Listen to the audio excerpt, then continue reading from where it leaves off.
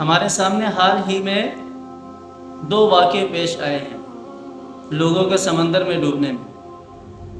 ایک واقعہ آبدوز کا ہے، ٹائٹن آبدوز کا، اور دوسرا واقعہ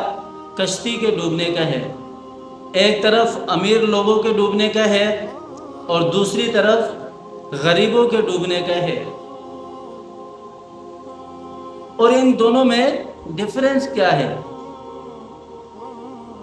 کہ جو امیر لوگ ڈوبنے والے ہیں ان کا چرچا کس طرح اٹھایا جا رہا ہے میڈیا کے اوپر، سوشل میڈیا کے اوپر، الیکٹرانک میڈیا کے اوپر،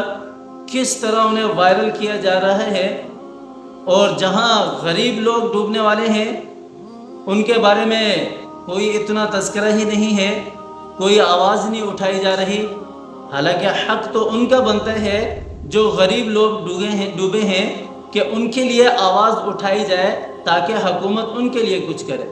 اور یہ دونوں واقعے سمندر میں ڈوبنے والے ہیں۔ اب ٹائٹینک جو ہے اس کو دیکھنے کے لیے پاکستانی دو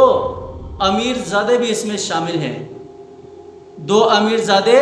جو کہ کروڑ پتی ہیں، اینگرو کارپوریشن کے مالک ہیں،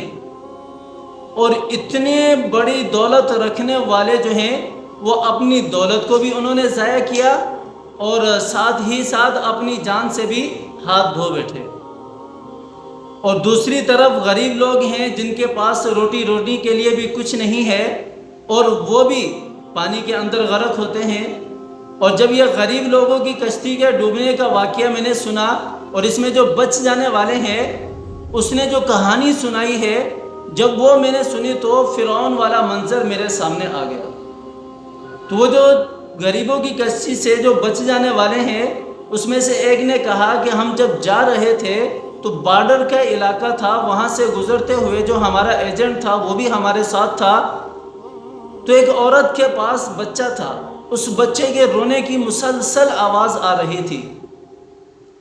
تو اس ایجنٹ نے اسے کہا کہ اس بچے کو چپ کراؤ، اگر اس کو چپ نہیں کراؤ گے تو بہت زیادہ مسائل ہمارے لیے کھڑے ہو سکتے ہیں۔ تو اس ماں نے بہت کوشش کی بچے کو چپ کرانے کی، لیکن وہ بچہ چپ نہ ہوا۔ تو اس ایجنٹ نے اس بچے کو اٹھایا اور پہاڑ سے نیچے پھینک دیا، اور پہاڑ سے جیسے ہی اسے نیچے پھینکا، شروع میں تو کچھ دیر بچے کی رونے کی آواز آئی، لیکن پھر بچے کی رونے کی آواز بند ہو گئی۔ اور یہ واقعہ دیکھ کر جو ماں تھی بچے کی وہ بھی صدمے سے بے ہوش ہو گئی۔ کتنا بڑا ظلم ہوا ہے یہاں پر، یہ جو ایجنٹ کے طور پر لے جانے والے ہیں۔ اب یہ واقعہ وہ شخص بتا رہا ہے جس نے اپنی آنکھوں سے اس واقعے کو دیکھا ہے، جس نے اپنی آنکھوں سے اس واقعے کو دیکھا ہے، اس کی روداد ہے یہ۔ اور میرے سمجھ میں یہی ہے کہ یہ جو کشتی ڈوبی ہے اس کا باعث بھی یہی ظلم بنا ہے کہ اس بچے کو اٹھا کر انہوں نے پہاڑ سے پھینکا، اس معصوم بچے کی جان لی اور اس معصوم بچے کی ماں کو پریشان کیا، تو اللہ تعالیٰ نے انہیں بھی عذاب میں مبتلا کیا اور سمندر کے اندر غرق کر دیا۔ اور سیم یہی واقعہ، یہی کام جو ہے وہ فرعون کیا کرتا تھا۔ فرعون بھی یہی کام کرتا تھا، وہ بھی بچوں کو ذبح کرتا تھا، بنی اسرائیل کے بچوں کو۔ شروع میں تو ایک بڑے عرصے تک اس نے بنی اسرائیل کے جو سارے بچے ہیں ہر سال ان کو قتل کیا کرتا تھا، لیکن جب انہیں خدشہ ہوا کہ ہماری خدمت کرنے والا کوئی نہیں بچے گا، پھر وہ 1 سال بچوں کو ذبح کرتا تھا اور 1 سال بچوں کو چھوڑتا تھا۔ اور یہی بچوں کو ذبح کرنا یہ بہت بڑا، اس کے علاوہ بھی بہت بڑے بڑے ظلم تھے فرعون کے۔ لیکن میں سمجھتا ہوں کہ یہاں پر کشتی ڈوبی وہ بھی اسی بچے، معصوم بچے کو جو انہوں نے پہاڑ سے نیچے گرایا، اس کو قتل کیا، اسی وجہ سے یہ کشتی غرق ہوئی۔ اور دوسری طرف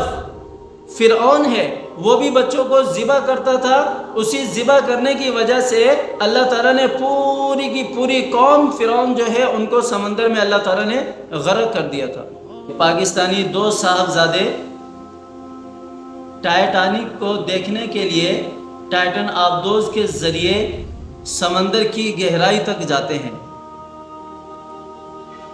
اور وہ سمندر کی اتنی گہرائی تک جاتے ہیں کہ جس کی گہرائی جو ہے وہ 3800 میٹر ہے، یعنی 4 کلومیٹر کی گہرائی میں وہ ایسے جہاز کو دیکھنے کے لیے گئے جس جہاز کی بنیاد اسی بات پر رکھی گئی تھی کہ یہ جہاز کبھی غرق نہیں ہو سکتا۔ نعوذ باللہ کفری کلمات کہے گئے تھے کہ اللہ تعالیٰ بھی اس جہاز کو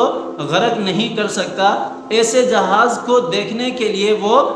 یعنی کہ 3-4 کلومیٹر سمندر کی گہرائی میں جاتے ہیں۔ اور یہاں آپ صلی اللہ علیہ وسلم کا واقعہ مجھے یاد آ گیا کہ آپ صلی اللہ علیہ وسلم ایک مرتبہ سفر میں تھے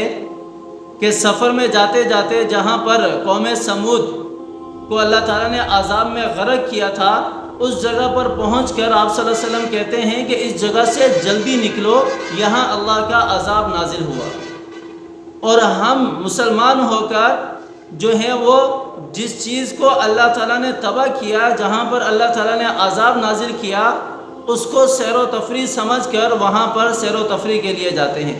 بہرحال اب ان کا کون سا گناہ تھا، کس طرح کی موت تھی، کیسے کھینچ کر لے کر آئی، لیکن انہوں نے $2.5 لاکھ خرچ کر کے، یعنی پاکستانی 7.5 کروڑ فی ٹکٹ لگا کر وہ وہاں اپنی موت کو دیکھنے کے لیے گئے، یعنی اپنی موت کو پکارنے کے لیے گئے اور وہاں جاں بحق ہونے کے لیے گئے۔ اور وہ آبدوز کس طرح وہاں پر ہلاک ہوئی، کیا حادثہ اس کے ساتھ پیش آیا، واللہ عالم، اللہ بہتر جانتا ہے۔